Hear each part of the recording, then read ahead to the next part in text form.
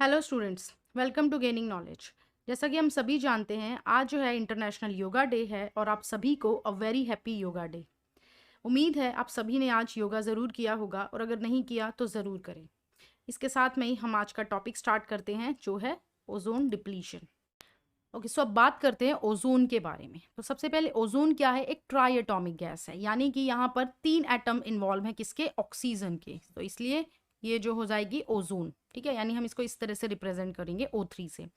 अब यहाँ पर ओजोन जो है, एक होती है बैड ओजोन और दूसरी होती है गुड ओजोन, ठीक है। बैड ओजोन जो होती है ये ट्रोपोस्फेयर में प्रेजेंट होती है और जो गुड ओजोन होती है ये स्ट्रेटोस्फेयर में प्रेजेंट होती है। अब बात आती है कि जो ये ट्रोपोस्फेयर में जो ओजोन प्रेजेंट है इसको हम बैड ओजोन क्यों कहते हैं और जो स्ट्रेटोस्फेयर में प्रेजेंट है उसको हम गुड ओजोन क्यों कहते हैं। हमारी जो ये ट्रोपोस्फेयर में जो ओजोन प्रेजेंट होती है ये जो है हमारे लिए पॉल्यूटेंट का काम करती है, ठीक है, इसलिए हम इसको बैड ओजोन बोलते हैं। ठीक है, तो ये क्या करती है? पॉल्यूटेंट का काम करती है। और वहीं पे जो गुड ओजोन होती है स्ट्रेटोस्फेयर में, ये हमारे लिए एक प्रोटेक्टिव शीट का काम करती है, यानी एक तरीके से हम कह सकते हैं ये प्रोटेक्टिव अम्ब्रेला है, ठीक है, इसलिए हम इसको गुड ओजोन बोलते हैं। इसके साथ में ही अगर हम ओजोन की थिकनेस को मेजर करना चाहें तो हम उसको डॉप्सन यूनिट में मेजर करते हैं, DU। तो सबसे पहले हम बात करते हैं अपने एटमॉस्फेयर के बारे में, ठीक है। ये हमारा पूरा एरिया जो है वो एटमॉस्फेयर का है, जिसमें सबसे पहली लेयर जो है वो है ट्रोपोस्फेयर, उसके बाद आती है स्ट्रेटोस्फेयर, तीसरी आती है मीजोस्फेयर और चौथी आती है थर्मोस्फेयर, फिर उसके बाद आ जाता है आउटर स्पेस, ठीक है। और ये जो ब्लैक ब्लैक दिख रहा है ये है नीचे अर्थ, ओके। तो यहाँ पर हमारी जो है वो ओजोन की एक लेयर प्रेजेंट होती है, ठीक है। ये हमें जो है वो हार्मफुल रेडिएशन से प्रोटेक्ट करती है, जो कहाँ से निकलती हैं? सन से। सन से जो है वो हमारी यूवी रेज जो है वो आएंगी, ठीक है, यूवी रेज, अल्ट्रावायलेट रेडिएशंस, ठीक है। ये रेज जो हैं ये हम सभी लिविंग ऑर्गेनिजम्स के लिए हार्मफुल होती हैं, ठीक है। तो ओजोन क्या करती है? एक लेयर है जो हमें इन रेज से बचाती है। अब जैसा कि जो ट्रोपोस्फेयर में ओजोन पाई जाती है उसको हम बोलते हैं बैड ओजोन, ठीक है। तो अब हम समझते हैं कि ये बैड ओजोन का फॉर्मेशन कैसे हो रहा है। क्या होगा? सन से सबसे पहले जो है वो यूवी रेज आएंगी, ठीक है, यूवी रेज आ गई सन से।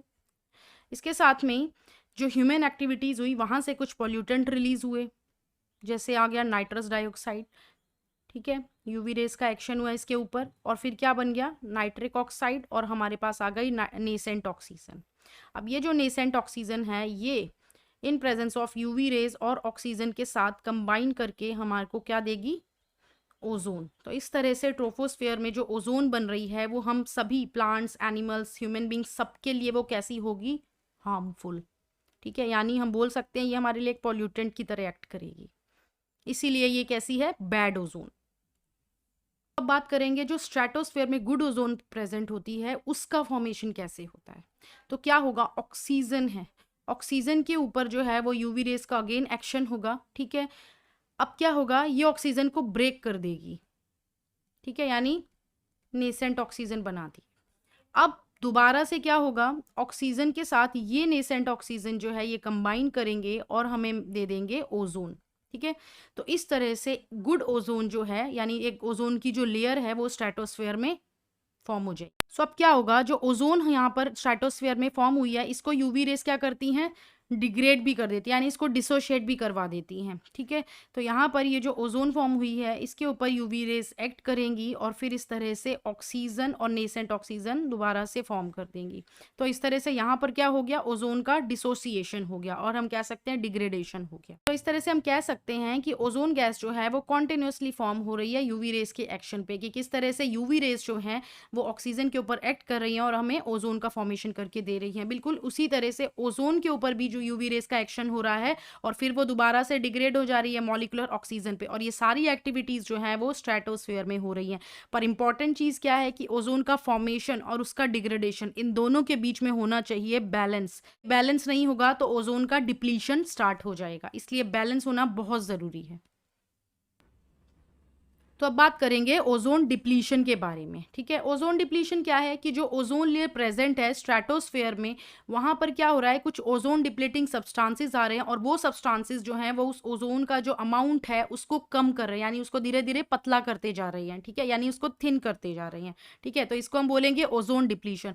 और जो मेजर ओजोन डिप्लीटिंग सब्सटेंस है वो कौन से हैं? क्लोरोफ्लोरोकार्बन, तो अब क्या होगा, अर्थ से हमारी CFC जो है वो कहाँ पे डिस्चार्ज होएगी, लोअर पार्ट में एटमॉस्फेयर के।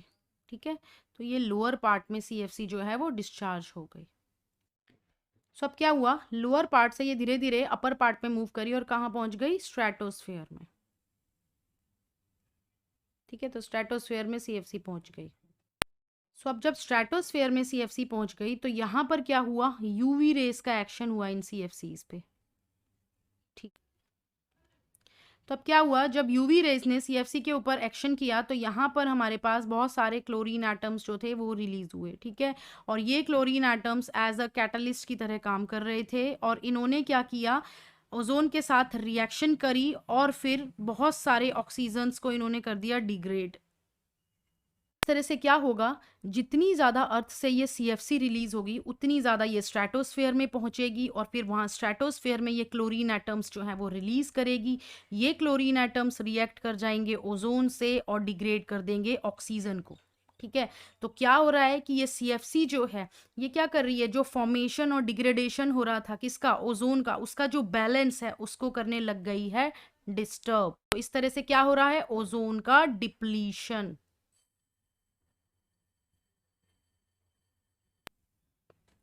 सो क्या हो रहा है, ओजोन डिप्लीशन की वजह से एक लार्ज एरिया जो ओजोन लेयर का है वो पतला होता जा रहा है, थिन होता जा रहा है, जिसको हम बोल रहे हैं ओजोन होल।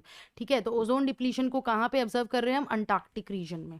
ठीक है, तो यानी कि ये वाला जो रीजन हम देख रहे हैं ये जो है वो हमारा ओजोन होल क्रिएट होता जा रहा है। तो अब बात करेंगे यूवी रेडिएशंस के बारे में। तो जो हमारी यूवी ए रेज होती हैं ये सबसे कम हार्मफुल होती है, इनकी जो वेवलेंथ होती है वो सबसे ज़्यादा होती है। कितनी होती है, 320 टू 390 नैनोमीटर। ठीक है, और जो यूवी सी होती है ये सबसे ज़्यादा हार्मफुल होती है, जिनको हमारी ओजोन लेयर बिल्कुल भी पेनिट्रेट नहीं होने देती। इनकी वेवलेंथ सबसे कम होती है, यानी 100 से 280 नैनोमीटर।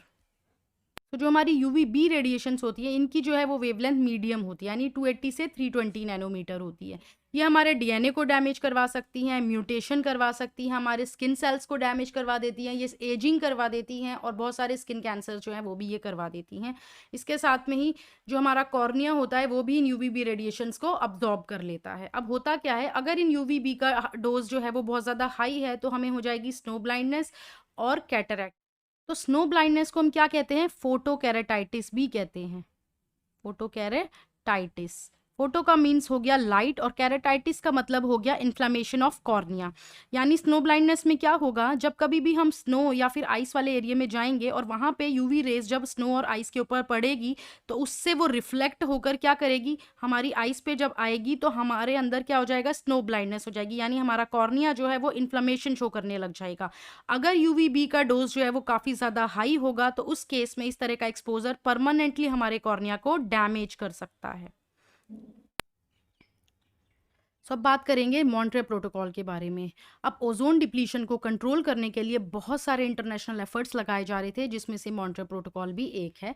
ये एक्ट मॉन्ट्रियल में यानी जो कनाडा में है 1987 में साइन हुआ था और ये इफेक्टिव हुआ था 1989 में। इसका काम क्या था कि जितने भी ओजोन डिप्लीटिंग सब्सटेंसेस हैं जैसे हमारे CFCs हैं, ठीक है, क्लोरीन है, इन सब के एमिशन को कम से कम करवाना, जिसकी वजह से ओजोन डिप्लीशन क्या होगा, कम से कम होगा। ठीक है, तो इस तरह से बहुत सारे दूसरे और अदर इंटरनेशनल एफर्ट्स जो हैं वो भी लगाए जा रहे हैं ओजोन डिप्लीशन को कंट्रोल करने के लिए। सो स्टूडेंट्स, आज की क्लास में इतना ही। अगर वीडियो पसंद आए तो लाइक शेयर सब्सक्राइब ज़रूर करें।